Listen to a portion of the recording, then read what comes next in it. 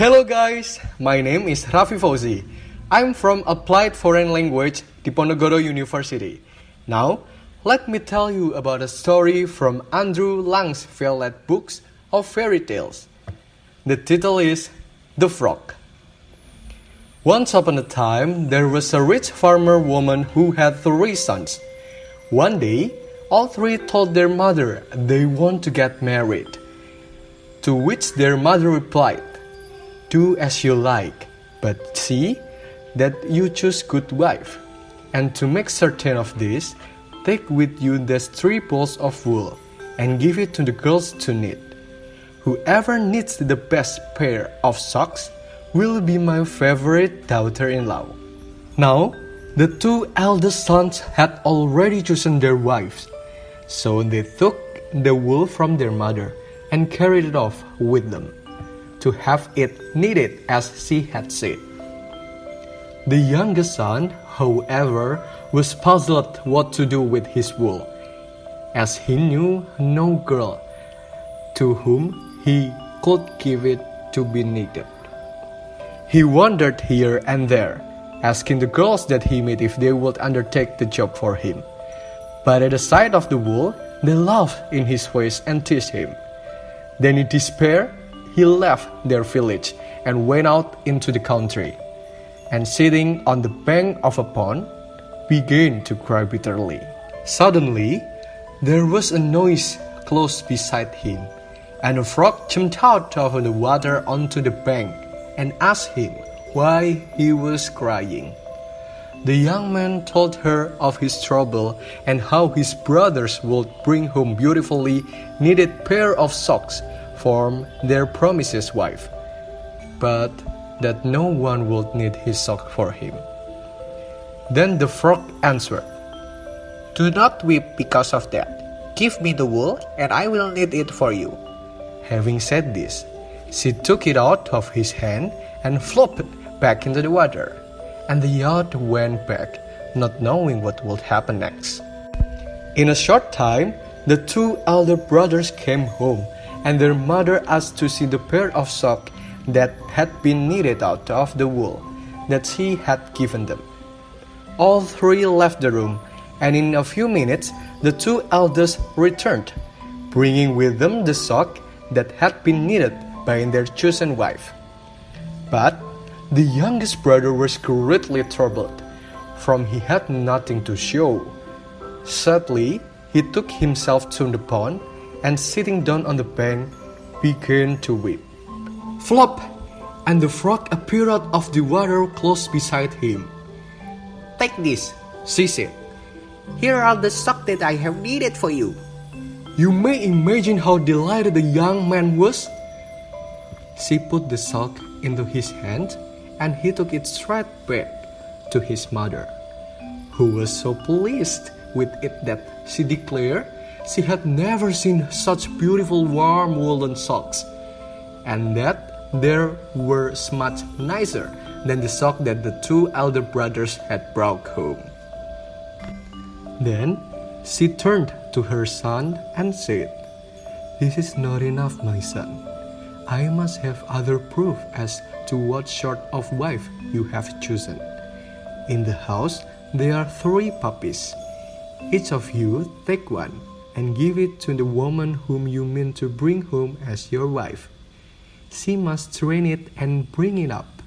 Whichever dog turns out the best, its mistress will be my favorite daughter-in-law."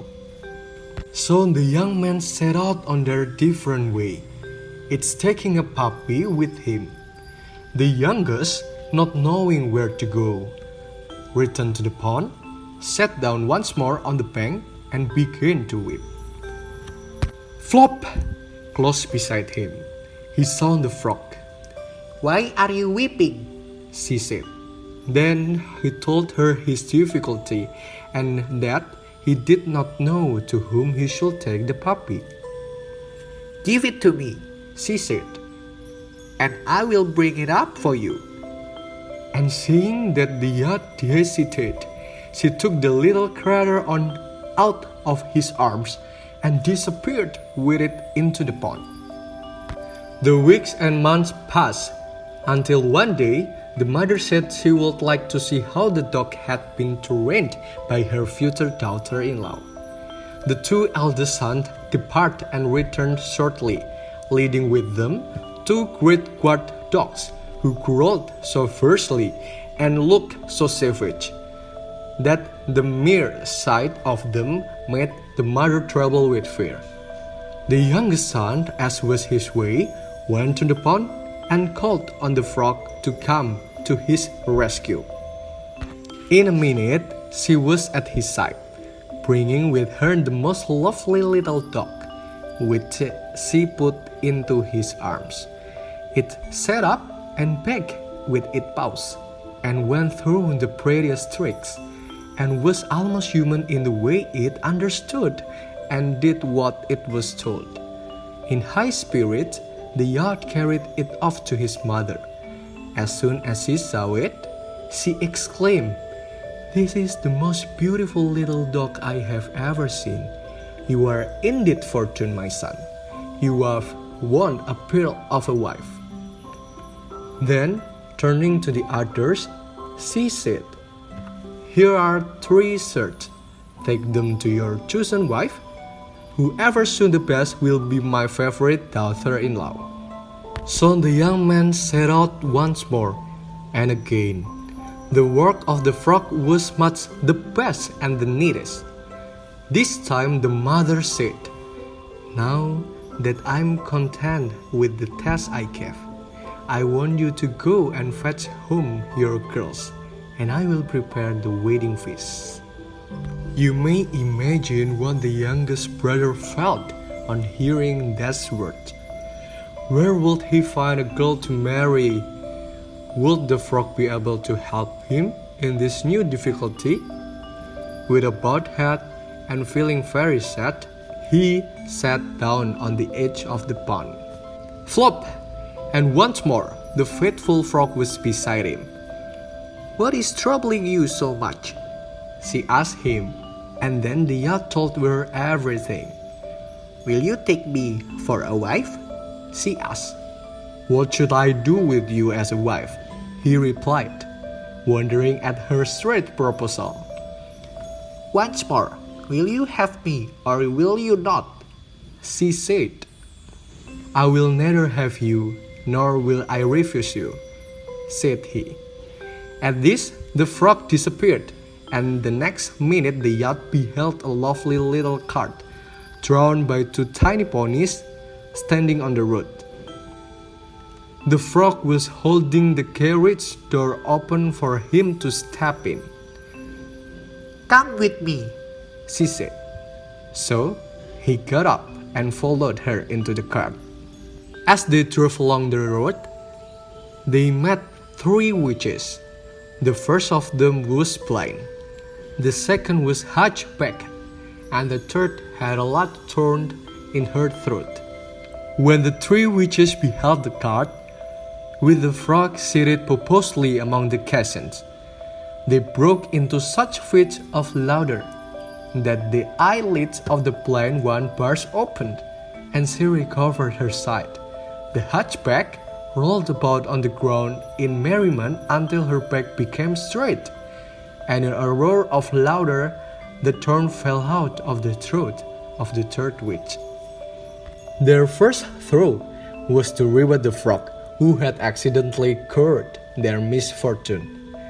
The first witch waved her magic wand over the frog and changed her into the loveliest girl that had ever been seen. The second witch waved the wand over the tiny cart and ponies, and they were turned into a beautiful large carriage with prancing horse and a coachman on the seat. The third witch gave the girl a magic purse filled with money. Having done this, the witches disappeared, and the yacht with his lovely bride drove to his mother's home. The mother was delighted to see her youngest son's good fortune. A beautiful house was built for them. She was the favorite daughter-in-law. Everything went well with them, and they lived happily ever after. And that was the story of the frog from Andrew Lang's Violet Book of Fairy Tales. I'll be telling you another story soon, so keep coming back for more stories. For now, from me, Raffi Fauzi, bye-bye!